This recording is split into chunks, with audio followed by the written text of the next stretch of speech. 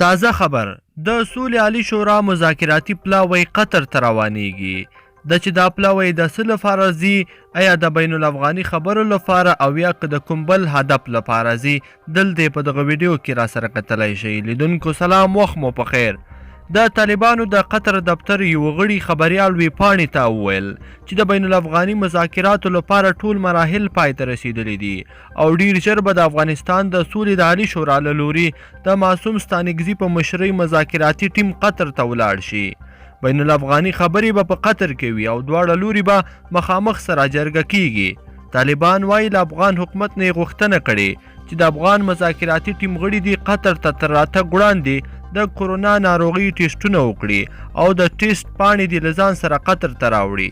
په قطر کې طالب سرچینو خبریال ویبپاڼې ته وویل چې د مذاکراتو پیل به د روانې جون میاشتې په وروستیو اونۍ کې د یوې اونۍ لپاره وي، خو ښایي و هم غځول شي.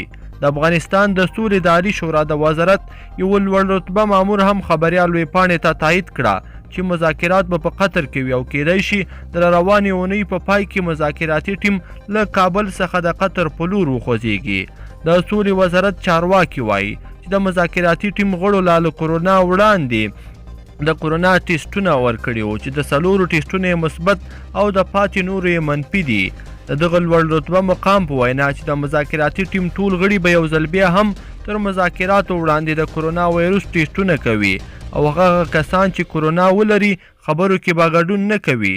بل لور ته د ارګ سرچینې بیا وایي چې د قطر دولت له هم د افغان حکومت څخه د طالبانو د مذاکراتي ټیم د کرونا وایرس د ټیسټونو کولو غوښتنه کړې وه. د ارګ چارواکي وایي چې دا خبره په کابل کې د قطر څخه راغلي ځانګړي استازي وکړله. که څه هم تر دم ګړیه د خپلمنځي خبرو دقیق تاریخ نه دی ټاکل شوی، خو د جون میاشتې وروستۍ اونۍ به ورته ونیول شي.